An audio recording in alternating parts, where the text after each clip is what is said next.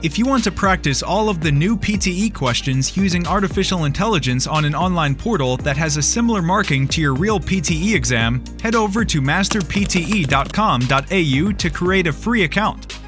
Here, you can practice all 4 sections separately and receive instant feedback for all of your speaking, writing, reading, and listening.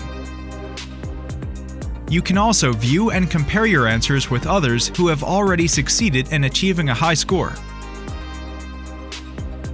Download 9090 Band's template for speaking, writing, and listening. Take mock test, receive instant result, overall feedback, and in-depth analysis which helps you pinpoint exactly where you lose points.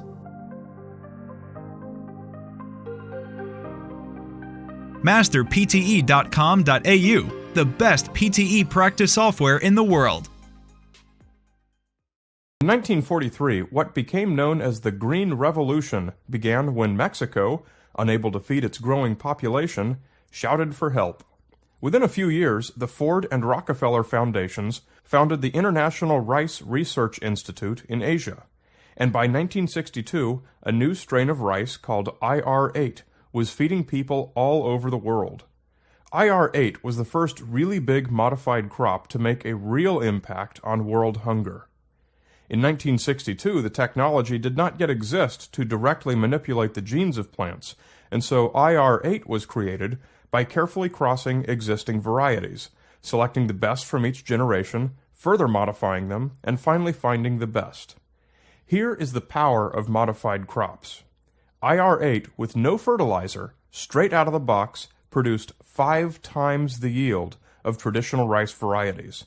In optimal conditions with nitrogen, it produced 10 times the yield of traditional varieties. By 1980, IR36 resisted pests and grew fast enough to allow 2 crops a year instead of just 1, doubling the yield. And by 1990, using more advanced genetic manipulation techniques, IR72 was outperforming even IR36. The Green Revolution saw worldwide crop yields explode from 1960 through 2000.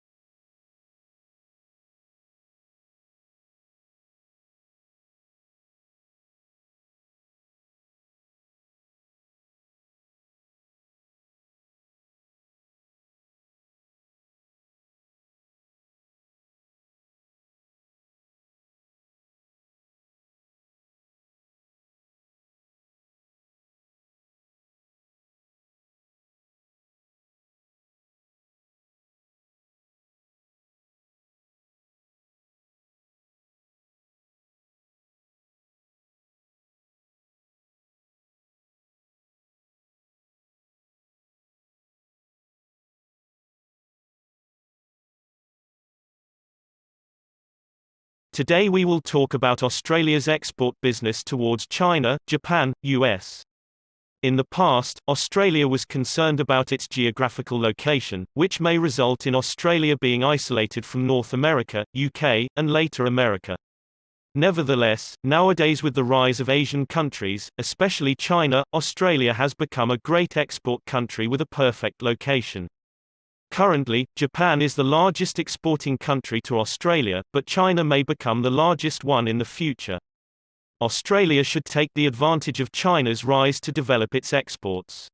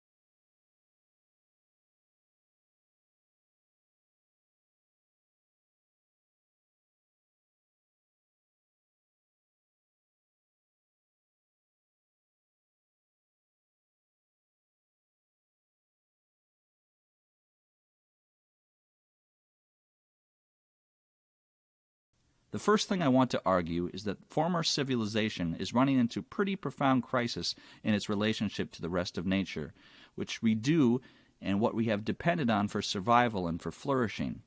And this is the most widely and well-recognized relation to climate change, CO2 emissions, greenhouse gas emissions. But I want to argue the certain dangers in the way that has been presented as the central question that we have to address. Because it's interlocked with a number of other crises, that is most notably as the crisis in the access to fresh water, crisis in access to food, biodiversity loss on a huge scale, and associated problems of human inequality, not just in the common world, but actually in the kinds of environmental resources and pleasures that I can enjoy. So all those together have to be looked at as interconnected set of really deep, profound crises.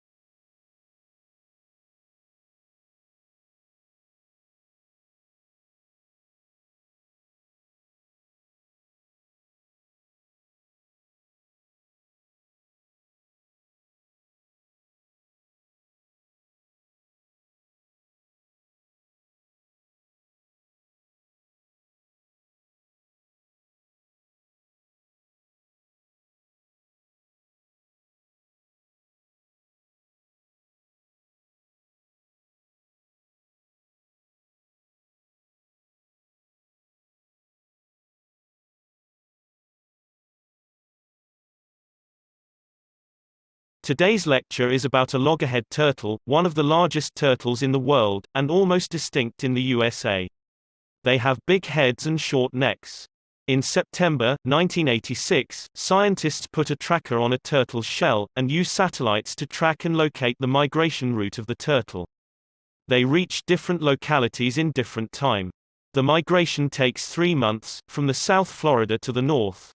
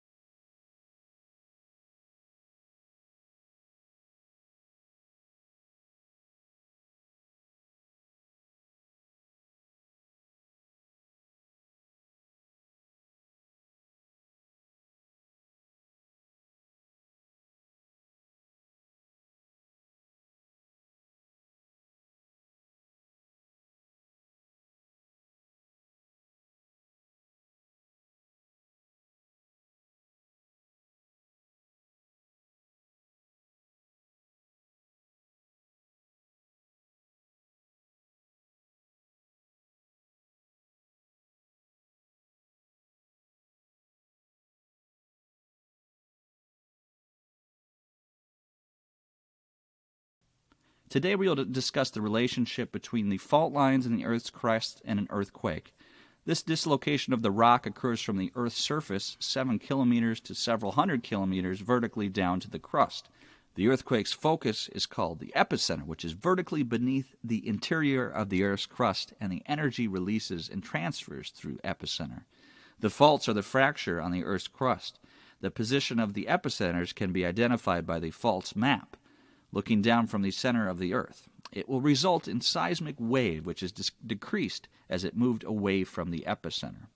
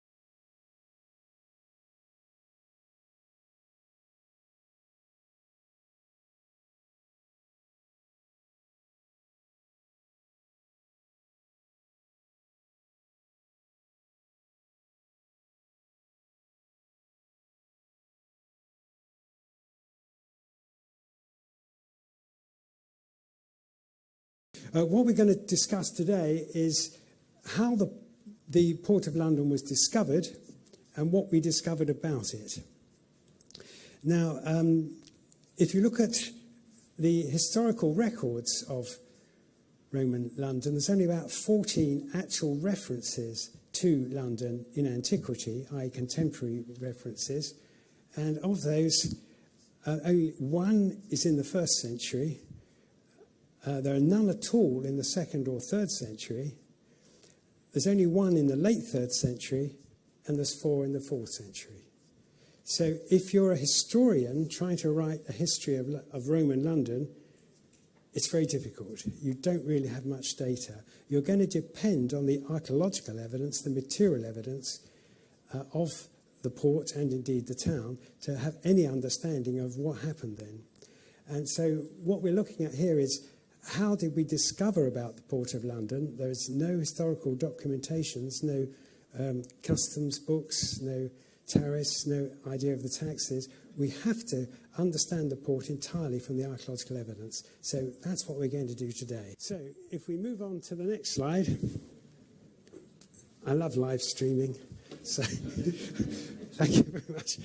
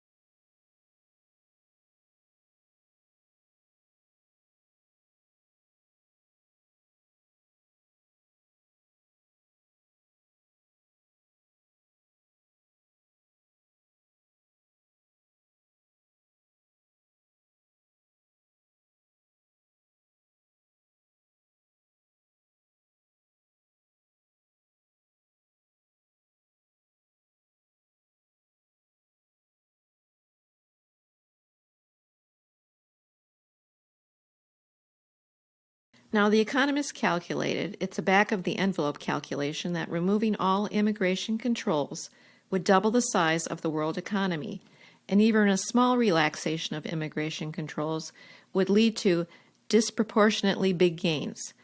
Now, for an ethical point of view, it's hard to argue against a policy that will do so much to help people that are much poorer than ourselves.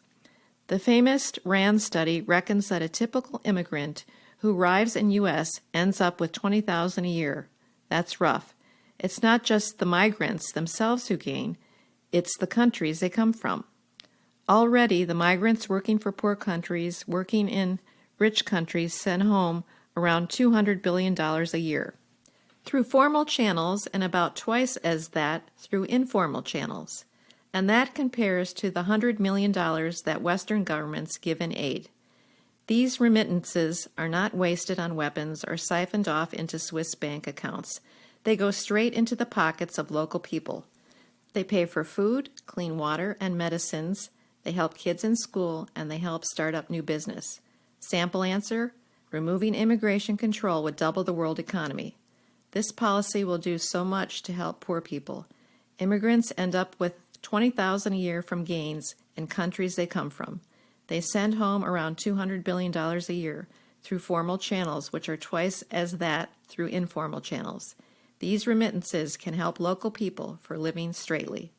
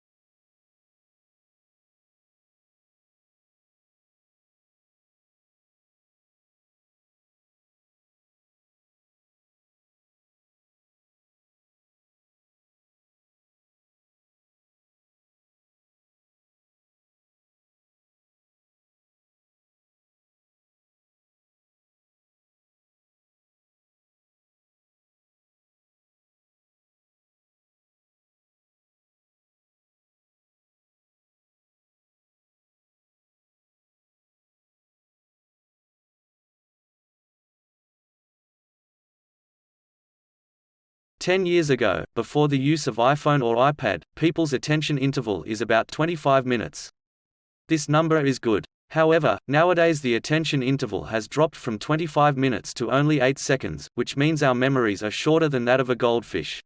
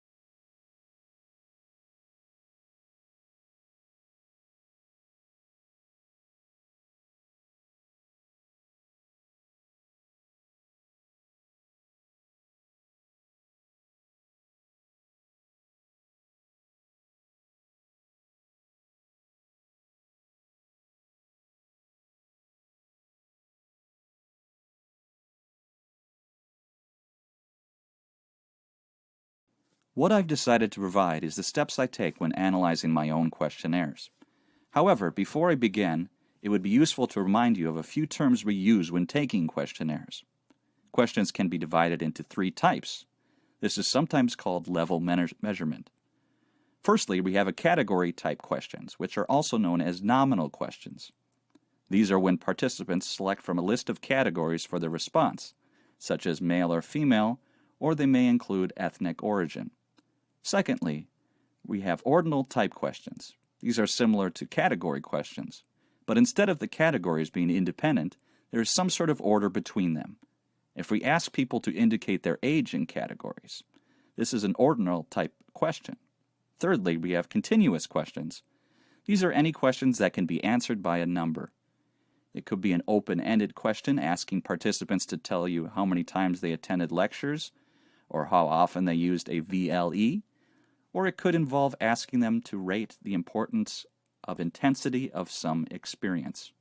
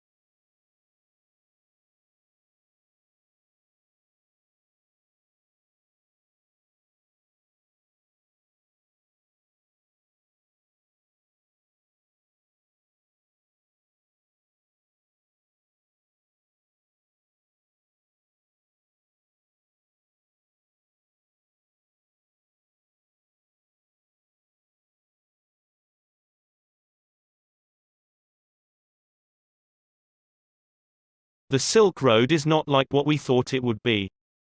People traveled in groups to other countries through the Silk Road, exchanged things, and then came back. There were also some side groups who went to other countries such as India, which was called the Amber Route. At that time, there was also gift changing happened on the Silk Road.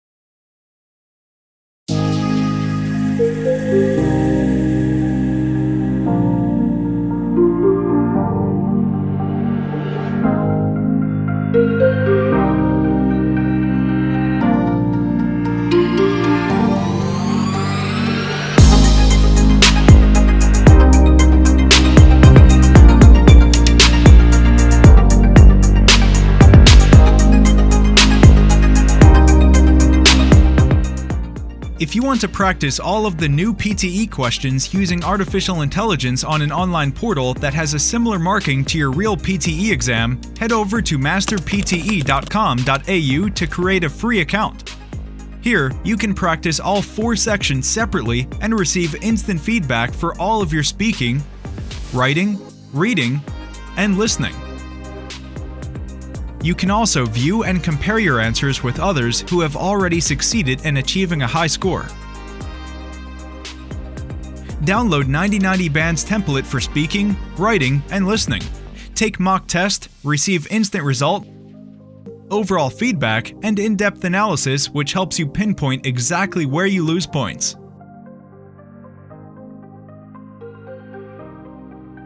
Masterpte.com.au, the best PTE practice software in the world.